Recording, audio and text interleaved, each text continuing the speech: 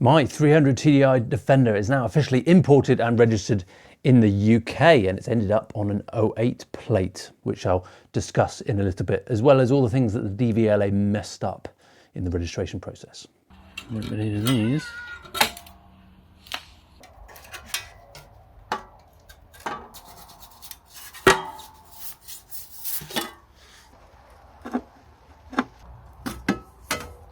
So this vehicle is now identityless, or at least until I put the UK ones on. It'd be nice to save these as a bit of memorabilia, but I've got to send them back to my contact so that you can deregister the vehicle, because owning a vehicle in Armenia is a bit like owning, it's like council tax basically. You've got to pay regardless whether you use it or not, so there's a tax liability whilst this vehicle exists in his name, so he has to deregister it to do that, and the number plates have to be given back. They're part of its identity. And these change every owner, so when the ownership changed into his name, these number plates were put on. So the number plate it had for most of its time when it was in Armenia is not this number, completely different number. And then the one it had before that, when it was in Georgia, that number plate, I know what it is, but that number plate doesn't exist either. So there isn't really any memorabilia from its previous time from this number plate. This has just been on for a few months. Although it does have a bit of a connection between my journey from Armenia to the UK, but so be it. Better to clean up the whole situation and remove any ties from this vehicle in Armenia.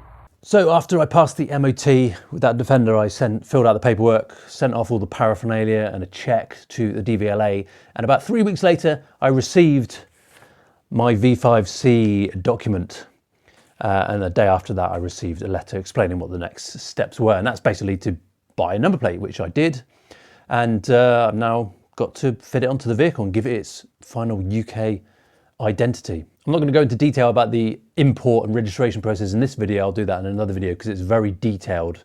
There's a lot of nuance in there that I really want to go into in detail. But what's interesting about this process is I wasn't sure what number plate the vehicle was going to end up on. I was assuming, because it was built in January 2007, it was going to be on a 56 plate, an age-related plate. Age-related plates typically mean when was it manufactured. So I was thinking it'd be on a 56 plate because I don't have any other proof about when it was registered. I can only show that it was registered in Armenia, but that wasn't when it was first registered. So if we go off the build date, it would be on a 56 plate, which goes around to March 2007. That goes to an 07 plate then. However, we know with new vehicles that vehicles are basically, up until the point they're registered for the first time, they are basically a product basically. And then when they get registered, they become a vehicle, which means they're subject to road laws, tax, and all this kind of stuff. So for example, my 2003 Defender is registered in 2004. It's on a 2004 plate, but it's actually a 2003 Defender. It was in a warehouse somewhere, I expect, or in stock in a dealer before it got sold over 12 months later. So, the number plate doesn't always dictate how old or young the vehicle is, depending on when it got built. So in that sense, we've got the date of first registration was when the number plate is allocated, as opposed to an age-related plate being when it was actually built. So why did it end up on an 08 plate? Well, here's the interesting thing. So I do know that it was registered for the first time in Georgia in September 2008. That would put it on a 58 plate. So I was wondering whether it would end up on a 58 plate. I don't have any proof for that, but I put that in the documentation I sent to the DVLA. I wrote that down. What I do have proof of on the heritage certificate here is it says that so we've got the build date, which is January 2007. It then says recorded sold date, March 2008. And it says the dealer, the destination is Land Rover Military Sales, which I think is like the aid and military arm of Land Rover, whether that was Conrico or Guava. That's probably how the sales got facilitated. So it says sold 2008, March 2008, which would be an 08 plate. So I was thinking it could be either a 56 or a 58 plate based on when I thought it was first registered or when it was built. It seems like they've taken when it was first sold, which is from the heritage certificate right here. However, the date they've put in the V5C of when it was first registered is August 2008. Where's that come from? There's nothing that says, there's no date on any bit of paperwork that I submitted that I'm aware of that records 2008 as when this vehicle was first registered, or there's no date detailing August 2008. Yet the DVLA have put it on They've put that in the document. So apparently August 2008 is when it was registered from, which actually is what makes it an 08 plate. So probably when it was recorded sold, if we're using the UK definition, when it goes from being goods to being sold to becoming a vehicle, that's what it's using here based on when it was sold, March 2008, which would put it on an 08 plate. But the date they put in the V5C is completely alien. I have no idea what's going on there, but so be it. It's on an 08 plate. So I'm just going to give you a few stats here about what the other rest of the world the plates that the other rest of the world spec Defenders are on. So for those later models, so we've got 7 Defenders on a 56 plate, 3 on an 07 plate, 2 on a 57 plate, 5 on an 08 plate, and that now includes mine. It was 4 and it's now 5. These numbers are only the ones that I think are still in the UK.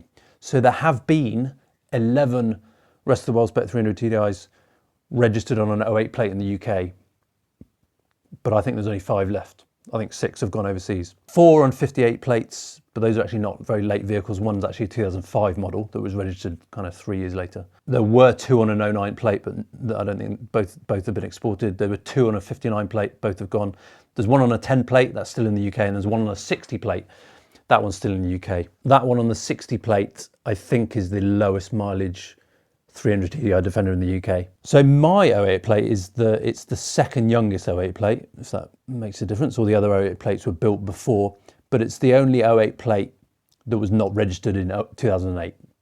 So it's all slightly weird. Those other ones were actually stored for a couple of years and then registered in 2008, of which 6 have now gone overseas. So a lot of those plates are actually not 2006 model year vehicles. So we look at just the 2006 model year 300 TDIs. There have been 56 registered in the UK, of which there are 28 remaining. Would have been 27 before I brought mine in. So I've had my one from Armenia, it's taken it to 28. In the last few years, there's also been 7 from the Falklands and 2 from Gibraltar have added into that. So that is 10, but half of the population that have ever been registered have gone overseas. Some of those definitely have gone overseas.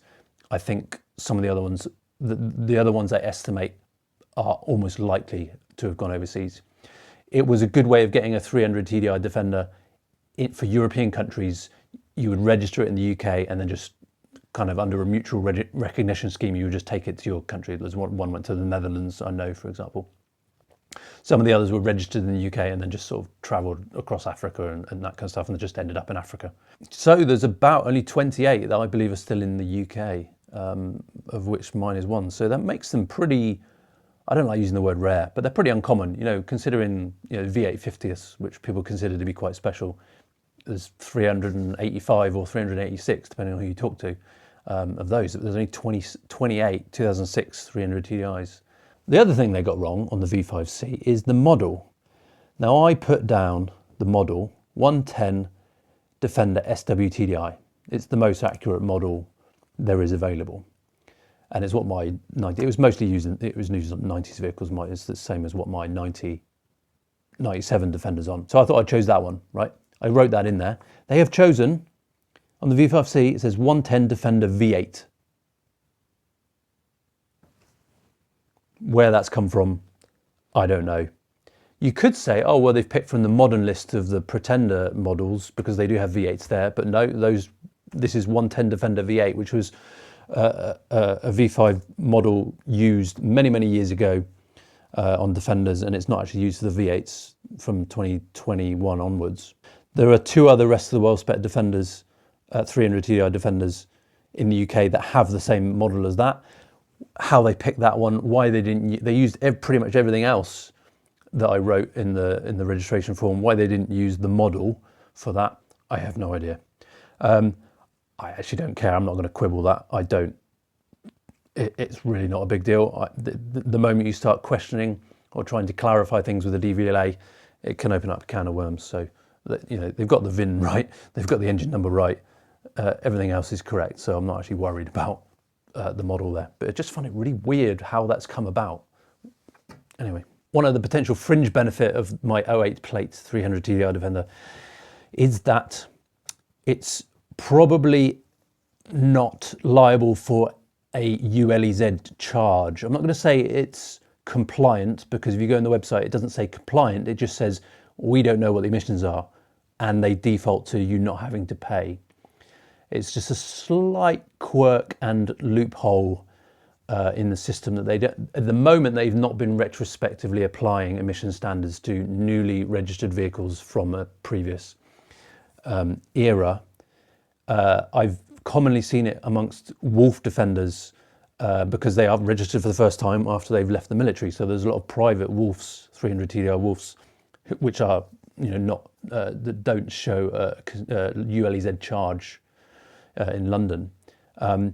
Whether there's a loophole that might get closed in the future, I don't know. I have checked some other cities in the UK and it is actually liable. Different cities have got different emission standards. ULEZ, I think, does it on the year. So the year is the critical bit. Others do it on actually having the emission standard recorded in the V5C. And there's no emission standard recording on this Defender, on the V5C. So it wouldn't be the case for everywhere, but London, I'm fairly certain I could drive in London without having to pay the ULEZ.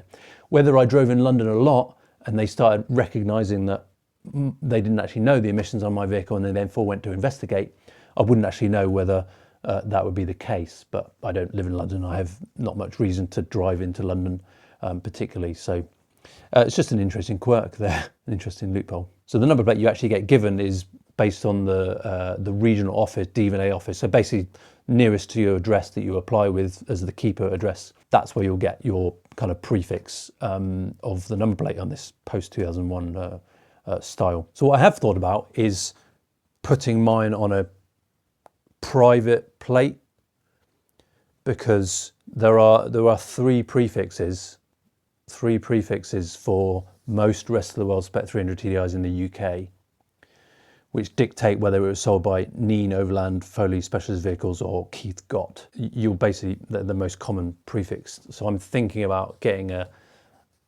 private plate of one of those prefixes just to make it look part of the crowd. I spoke to the missus about that and she's like, what do you want to do that for? Anyway, I might do that in the future. I've decided not to do that for the moment. I'll just put the plate that's been allocated on it because of cost. But it's something I think I'm keen on and will probably end up doing in the future. So all that is left now, I just need to put those plates on the vehicle and then it's ready and legal to drive on the road.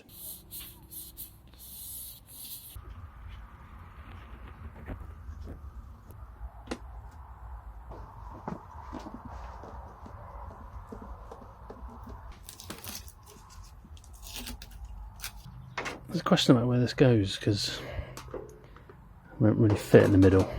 Could strap it up here, but I don't really want to affect the airflow. Has been over here traditionally. I did wonder about getting a square one for the front. So it's either putting on this side or the other side, I think, offset. Not going to sit flat there. So, there's always cable ties, but it might be better to put it on the other side. And then do you have it down here? Because if you step up on here, which I do a lot, because the other side's got the number plate, frame, you don't really step up that side.